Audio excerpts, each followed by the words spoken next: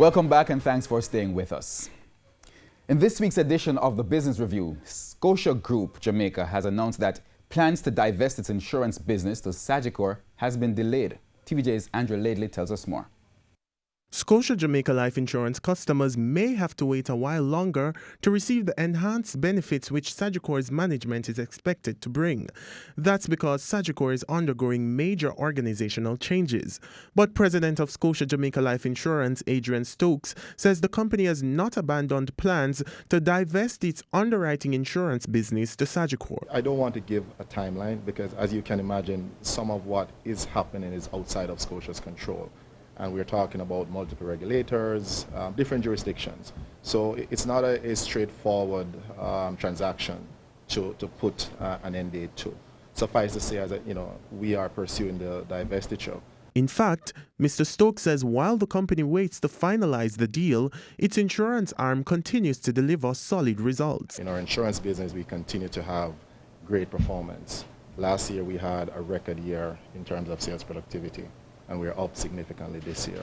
So even though we are pursuing the divestiture, the business continues to perform really, really well. And despite the lengthy wait, he explained that SCOTIA has no intention to fall back on the deal. We realize that our partners have certain skill sets, certain competitive advantages in a particular area, underwriting, for example.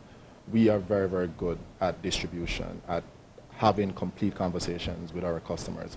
And we believe putting those two together will provide a great value proposition for our customers. So, there is great value to the transaction. In the meantime, President and CEO of SCOTIA Group, David Noel, revealed that the company will not give up all of its insurance business.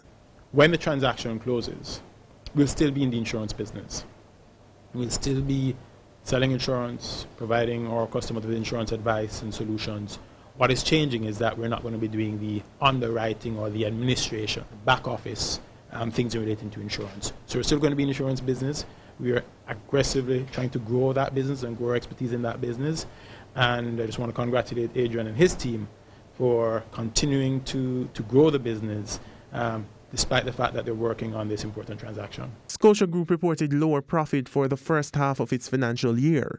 For the 6 months ended April 30, it made $5.6 billion net income. That's down from $6.7 billion during the same period last year. The company says the strategy to focus more aggressively on expanding core business is paying off, with growth in loans totaling $18.5 billion at the end of the second quarter, which represents an increase of 11% year over year. LAIDLEY, TVJ News.